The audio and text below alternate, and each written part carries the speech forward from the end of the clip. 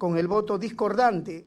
Pues bien, interrumpimos porque ya se dio la sentencia contra Pedro Castillo por el golpe de Estado del 7 de diciembre del 2022 a 11 años, 5 meses y 15 días de pena privativa de la libertad. Esta ha sido una sentencia ejemplar.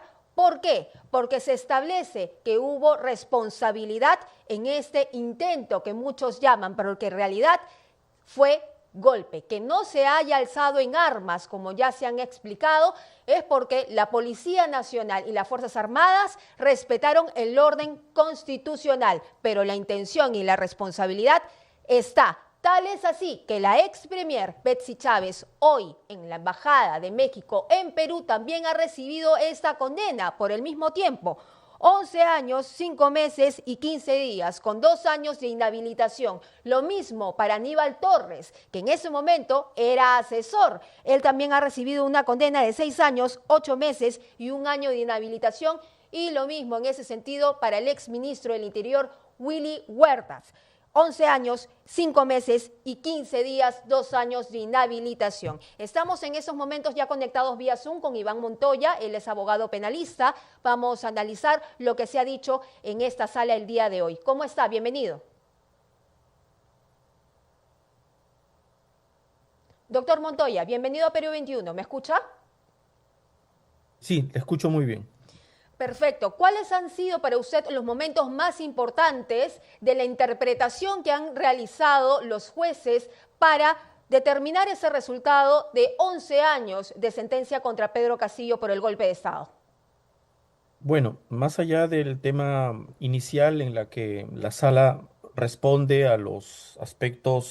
eh, a los aspectos formales o procedimentales del caso, por una serie de excepciones que planteó la defensa, al entrar luego a fondo, efectivamente hace una acreditación, un enlace a través de prueba indiciaria de los momentos previos a la lectura, durante la lectura e incluso momentos posteriores a la lectura. Todo lo encadena en formas de indicios para poder acreditar que hubo una conspiración, un acuerdo, una coordinación entre 4 personas para poder evidentemente llevar a cabo eh,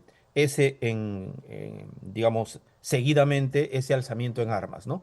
El tipo penal es el apropiado, el de conspiración a la rebelión, dado que no requiere efectivamente que ni siquiera se inicie el alzamiento del armas, solo se requiere de manera previa un acuerdo, una coordinación con el propósito de posteriormente.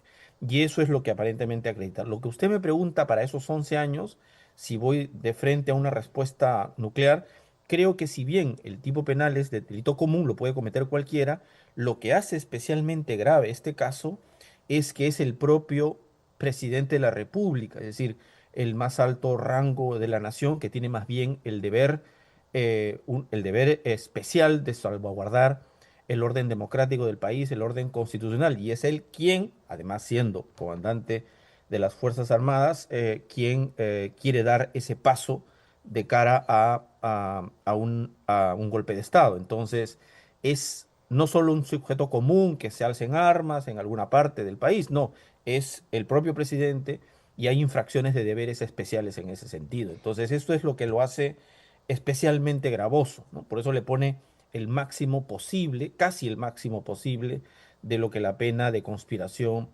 a la rebelión prevé, ¿no? Claro, y eso es un ejemplo también para futuros políticos que quieran intentar hacer lo mismo y que luego piensan que no va a pasar nada. Hoy la justicia ha interpretado los hechos, los ha encadenado, como usted lo ha mencionado, y también yo quiero mencionar algo que el tribunal mencionó dentro de esta lectura de sentencia, porque el tribunal ha reafirmado que el procedimiento que se hizo en ese momento de parte del Congreso contra Pedro Castillo fue legítimo, que no era viable en ese momento el antejuicio, como señalan los simpatizantes del expresidente, y que el Congreso actuó con celeridad para defender el orden constitucional. Yo creo que efectivamente la sala se apoya casi sustancialmente en la decisión del Tribunal Constitucional en ese sentido, ¿no? Referido al procedimiento estricto para el- el trámite de inhabilitación. En ese caso, apelan efectivamente a la categoría de la emergencia constitucional y que en ese contexto no se puede, digamos, ser meticuloso en el procedimiento, las formas. Yo, siendo que discrepo en muchas de las decisiones de este Tribunal Constitucional, en ese punto me parece que efectivamente es acertado. La democracia no puede ser, o nuestro marco constitucional no puede ser, digamos, Quebrantado. cándida, ¿no? En ese sentido, digamos, inocente, digamos, ¿no? Tiene en un contexto de emergencia constitucional, es decir, visto ex ante, o sea, visto al momento en que se estaba dando esa lectura, no sabíamos cuán efectiva iba a ser ese golpe o no, había que hacer y colocar todos los recursos para paralizar ese, ese esfuerzo por llevar a cabo un golpe de Estado. Entonces, creo que el razonamiento no debería generalizarse, por eso mismo solo cabe para estos casos en los que hay irrupción del orden constitucional, ¿no? Claro, y también hay otro análisis que hace la propia jueza, que hace la lectura la señora Norma Carvajal, jueza suprema. Ella ha mencionado que la interpretación que se ha dado para determinar los delitos contra Pedro Castillo y finalmente ese resultado en la sentencia es que no es necesario alzarse en armas para cometer un golpe de Estado. Eso me parece fundamental. ¿Qué tan Es importante que es? Es que cambiaron la figura, la imputación original era equívoca y en eso algunos autores tenían razón, es decir, el delito mismo de rebelión exigía el inicio de acciones de alzamiento en armas, ya significaba que hubiera salido algún tanque, alguna tanqueta, algún grupo en armas que estuviera cercando el Congreso, ya tendría que haber supuesto esa figura o esa situación, cosa que no ocurrió, por lo tanto era muy difícil hablar de un delito de rebelión, ni siquiera de tentativa de rebelión. Por eso apelaron a la otra figura. Pocas semanas atrás o meses atrás se desvincularon de esa imputación y la imputación fue una figura previa a la rebelión en sí misma, que es la conspiración para cometer el delito de rebelión. Es decir, es una suerte de preparación, los momentos previos. Eso es lo que se sanciona penalmente. El momento previo, el de coordinación, voy a prepararte el comunicado, tú lees esto, traigo para que hagas el mensaje a la nación, en fin, tú coordinas con el comandante de la policía. Todos esos trámites en ese contexto son los que se están desvalorando, son los que se están sancionando, no el hecho de que le hicieran caso y empezaran a salir algún cuartel, algún vehículo militar, um, o manifestación de apoyo de las Fuerzas Armadas al golpe. No, no se necesitaba esperar efectivamente nada de ello con esta figura que supone un adelantamiento de la intervención, ¿no? ¿Y O qué sea, está previsto. significa, doctor, esta sentencia, para ejemplo, a futuro? ¿Crea un precedente? Sí, mire, lo de Fujimori fue lamentablemente no ocurrió, debió ser sancionado por el delito de rebelión y ahí efectiva, ¿no? Pero él, digamos, ahí radica las diferencias de facto para que la justicia pueda operar. Él fugó, tuvo cierta éxito en su fuga hacia Japón. Cuando llegó a Chile, tuvimos que someter a procesos de extradición. Por lo tanto, se enviaron varios cuadernos de extradición. No recuerdo bien esta figura. Yo recuerdo hasta cuando enviamos los 12 primeros cuadernos de extradición, que eran los más sólidos. Yo renuncié al cargo, por lo tanto, no sé si se presentó al final el cuaderno de extradición, yo creo que sí, y me parece que no ha prosperado porque efectivamente él no ha sido procesado por delitos de rebelión. Por lo tanto, esta es la primera sentencia efectiva por, digamos, en términos políticos, un intento de golpe, en términos penales, un delito de rebelión, debería de quedar claro en ese sentido. Sin embargo, debo reconocer que todavía está a nivel de los países, todavía hay recelos en poder solicitar extradiciones por estos delitos. Por ejemplo, a la señora Betsy Chávez va a ser muy complicado pedir una extradición por el proceso del golpe de Estado, por el delito de rebelión, dado que tiene un componente político inevitable y los tratados de extradición dicen que cuando hay un componente político sustancial en un delito, se va a negar esa solicitud de extradición. Por eso mismo, la idea es que no prospere, ¿no? Porque una vez que se sustrae de la justicia y lo acoge a algún país afín, va a ser muy difícil extraditarlo si el intento de procesar fracasará. Esto ha sido muy rápido. Las instituciones del Estado respondieron, no obedecieron, se ajustaron al orden constitucional y evidentemente eso ha permitido que terminemos con una sentencia, ¿no?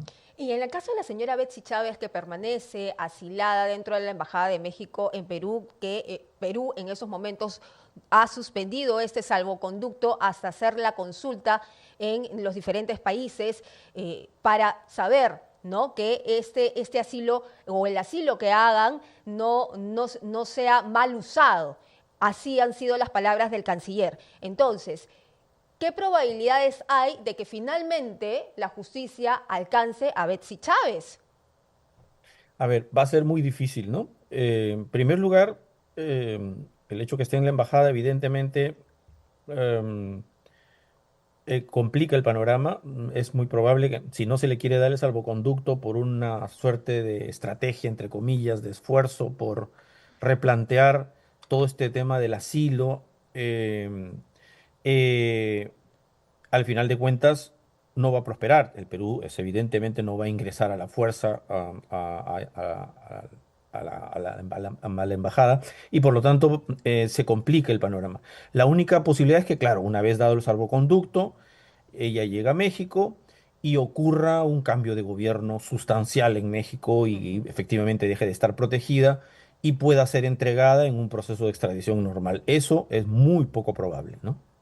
Bueno, vamos a ver, doctor Montoya, cómo se van produciendo las cosas de aquí en adelante, cuál es la consulta que finalmente llega a obtener Perú de los países miembros sobre esta convención de Caracas que se ha expuesto para poder negarle este salvoconducto. Muchísimas gracias por estar con nosotros reaccionando ante esta sentencia histórica de Pedro Castillo por el golpe de Estado del año 22. El Muchísimas problema de gracias. la coautoría. Ustedes, gracias. Bien, amigos, nosotros vamos a continuar analizando los pormenores que ha tenido esta sentencia para el abogado Iván Montoya, que además ha sido ex procurador anticorrupción en la época de Alejandro Toledo. Él ha dicho que la sala ha conjugado muy bien los hechos previos, durante y post a este anuncio de golpe de Estado que se hizo a nivel nacional de parte de Pedro Castillo, donde además los protagonistas fueron Betsy Chávez, que era premier, el asesor Aníbal Torres, que también tiene una condena, y por supuesto el ministro de ese entonces del sector interior, Willy Huertas. Nosotros vamos a continuar analizando esta situación.